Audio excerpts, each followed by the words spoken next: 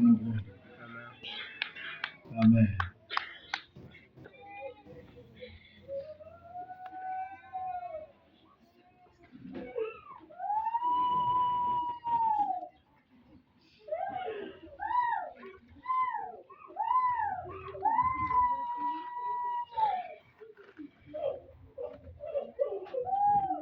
Fungua Wakolosai 2 mstari wa 6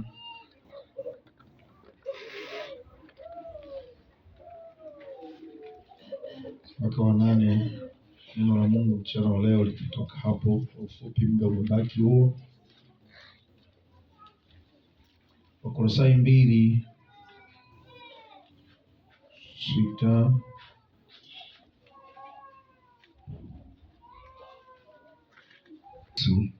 Bwana, enendeni vivyo hivyo katika yeye, Ndio. wenye shina na wenye kujengwa katika yeye, mmefanywa imara kwa imani, kama mlivyofundishwa, mkizidi kutoa shukrani.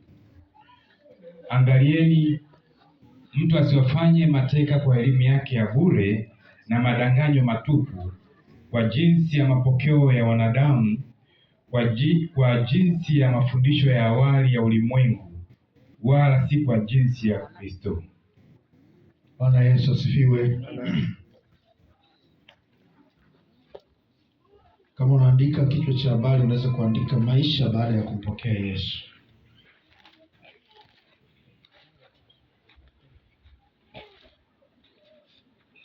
Nataka nizungumze maisha baada ya kumpokea Yesu yanavyokuwa kwa ajili yako wewe ambaye umeokoka hivi karibuni, umempokea Yesu hivi karibuni, na kwa ajili yako wewe ambaye ulikwisha okoka.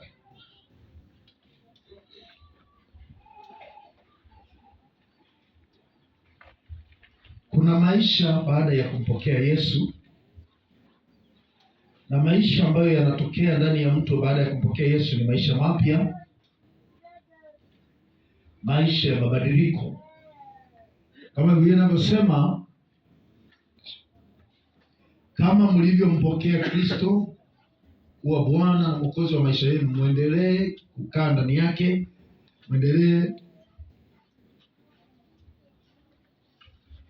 mwenende katika yeye. Mojawapo ya ishara ya kwamba wewe sasa umempokea Yesu, mojawapo ya uthibitisho ya kwamba wewe sasa umeokoka, mojawapo ya uthibitisho ya kwamba sasa wokovu umeingia kwenye maisha yako, huwa ni mabadiliko. Mtu aliyempokea Yesu akawa Bwana na Mwokozi wa maisha yake, huwa anabadilika. Maisha yake huwa yanabadilika, anakuwa mtu mpya. Na hii ndio inaonyesha wazi ya kwamba sasa wewe umempokea Yesu. Mtu mmoja akaniuliza, mchungaji, nitajuaje kama nimeokoka? Nitajuaje kama nimempokea Yesu? Jibu ni hili ya kwamba ukishampokea Yesu, maisha huwa yanabadilika. Mtu anakuwa na maisha mapya, mambo huwa yanabadilika, hayabaki kama yalivyo. Na ndiyo maana ukiona mtu anasema ameokoka lakini maisha yake hayajabadilika, huyu mtu ni mwongo. Huyu ni mtu wa dini ya kuokoka. Mtu aliyempokea Yesu, maisha yake huwa yanabadilika. Hii ni ishara kubwa sana, huwa inabadilika. Haiwezi kubadilika siku moja kwa ghafla, lakini kadri yanavyoendelea utaona maisha yake yanabadilika.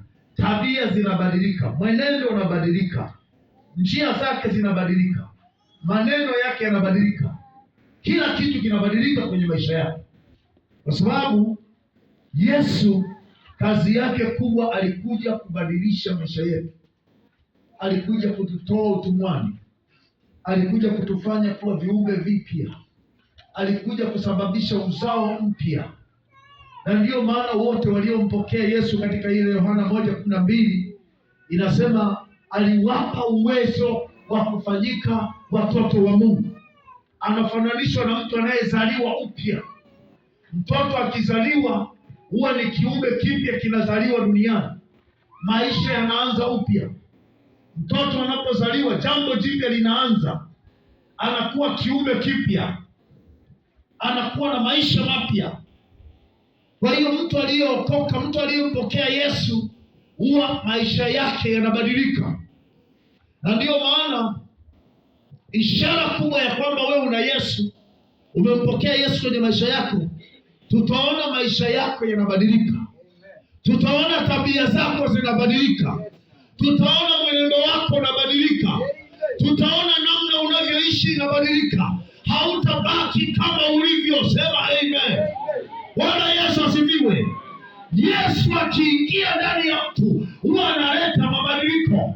Huwa anageuza utu wa mtu. Huwa anageuza mawazo ya mtu. Huwa anageuza fikra za mtu. Huwa anageuza mwenendo wa mtu. Sema amen. Na ndio maana anasema kama mlivyompokea, sasa unaenenda. Anaposema unaenenda katika Kristo, maana yake ni kwamba maisha yako yanabadilika. Na unaona leo tuna changamoto kubwa kwamba watu hatujaona mabadiliko. Watu hawaoni mabadiliko. Na ndio maana watu wanahoji juu ya wokovu. Na ndio maana ulimwengu unatuuliza ni wapi, inakuaje, ni nini unatuthibitishia kwamba kweli Yesu ni Mwokozi. Kwani tumempokea Yesu. Uthibitisho wetu ni yale mabadiliko ya maisha yetu. Na ndio maana kama hujabadilika, nachelea kusema wewe hujawahi kumpokea Yesu. Hujawahi kumpokea Yesu. Na kama una Yesu, basi ni yule Yesu aliye bado msalabani, ambaye bado hajakufa akafufuka. Na wasiwasi. Maana huyu Yesu aliye hai, aliyekufa akafufuka, yuko mbinguni mkono wa kuume wa Baba anatuombea. Akiingia ndani ya mtu, mtu anabadilika, mtu anageuka, mtu anakuwa kiumbe kipya. Tabia za zamani zinaondoka, vifungo vinaachia, mambo yaliyopita yanakuwa mengine. Bwana Yesu asifiwe. Ndio ukweli. Na ndio maana unaona Yesu akiingia ndani yako, mambo yanageuka kabisa. Kwa hiyo baada ya kumpokea Yesu, tunatakiwa kuenenda katika Kristo. Ukishampokea Yesu, kinachofuata, unaacha staili yako ya maisha ya zamani uliyoyazoea. Unaacha njia zako za zamani.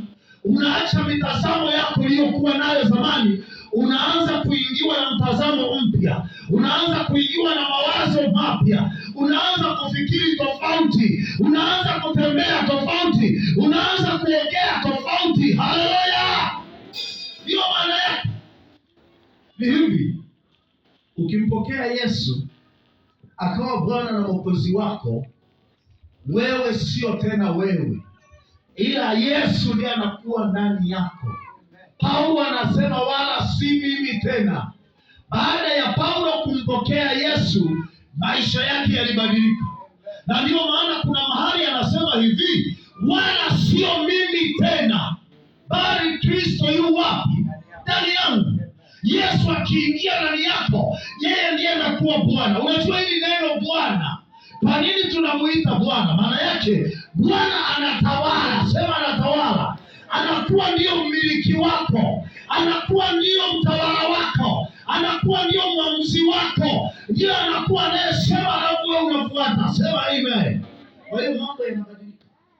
Anakuwa Bwana akiyatawala maisha yako. Unajua kabla hujaokoka ulikuwa na bwana mwingine. Unataka niseme ulikuwa na bwana aliyekuwa anatawala maisha yako. Huyo ndiye alikuwa anakupeleka kwenye ulevi, kwenye umbea, kwenye uzinzi, kwenye wizi, kwenye uchawi, kwenye ushirikina, kwenye mambo yote. Ulikuwa unafanya kwa kupenda kwako. Ulikuwa na bwana mwingine anatawala maisha yako. Na huyo bwana ndiye aliyekuwa anakutumikisha.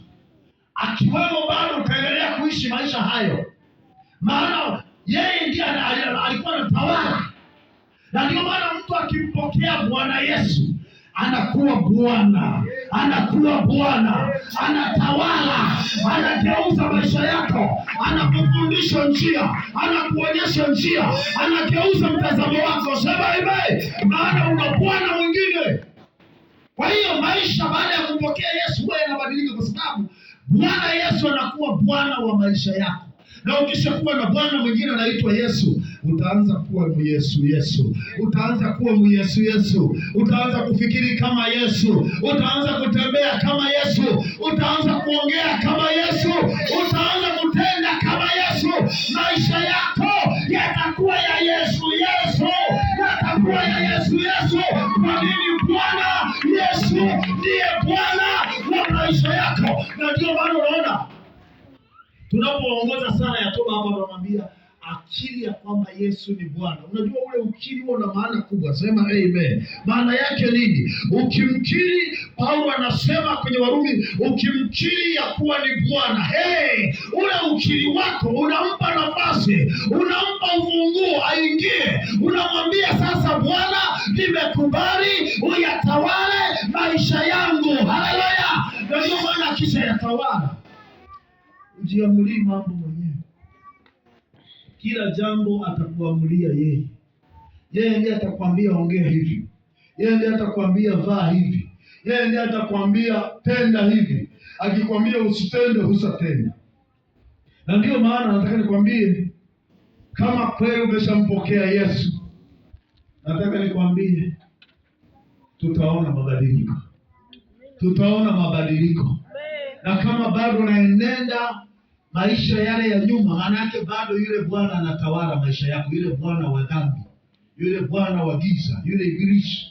Maana naye ni Bwana. Mwambie jirani yako, kumbe na yeye ni Bwana, anatawala maisha ya watu. Na ndio maana sasa Yesu akija, unapata Bwana mwingine mpya. Bwana Yesu asifiwe. Bwana Yesu asifiwe. Bwana Yesu asifiwe. Huyu Bwana akiingia ndani ya mtu, akawa ndani yake, huyu mtu anabadilika. Maisha yake hayabaki kama yalivyo. Maana huyu ni Bwana wa amani. Maana huyu ni Bwana wa upendo. Maana huyu ni Bwana wa furaha. Maana huyu ni Bwana wa matumaini. Maana huyu ni Bwana wa utakatifu. Maana huyu ni Bwana wa unyenyekevu. Maana huyu ni Bwana wa msamaha. Hizo ndio tabia zake, ndivyo alivyo. Na ndio maana akiingia ndani ya mtu, tunategemea tumuone mtu anakuwa mpole, anakuwa mnyenyekevu, anakuwa muungwana, anakuwa na fadhila, anakuwa na upendo wa kweli. Haleluya. Maana ameingia Bwana wa mabwana, ameingia Bwana wa amani, ameingia mfalme wa amani. Haleluya. Amejaa hasira na vitasi na chuki.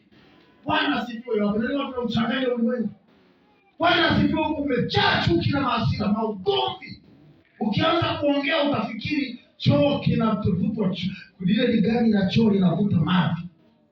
Kinywa cha mtu hicho. Hapa anasema Bwana asifiwe. Nisikilize. Wewe huna Bwana Yesu, una bwana mwingine. Haleluya. Walio na Bwana Yesu maisha yao yamebadilika. Haleluya. Na ndio maana nataka nikushauri, mpe nafasi aingie Bwana Yesu mwenyewe, mwana wa Mungu aliye hai. Kwa jina lingine anaitwa Yesu wa Nazareth. Haleluya, sio bali Yesu.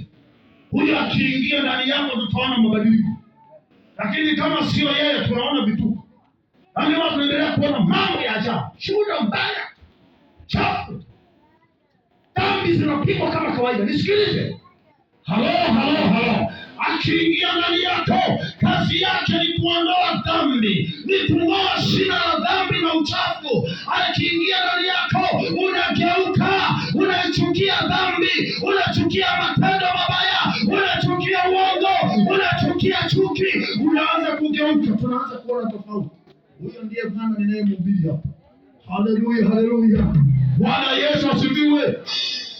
Kwa hiyo akishaingia ndani ya mtu huyu Bwana, mtu anageuka, anaanza kuenenda sawasawa na yeye.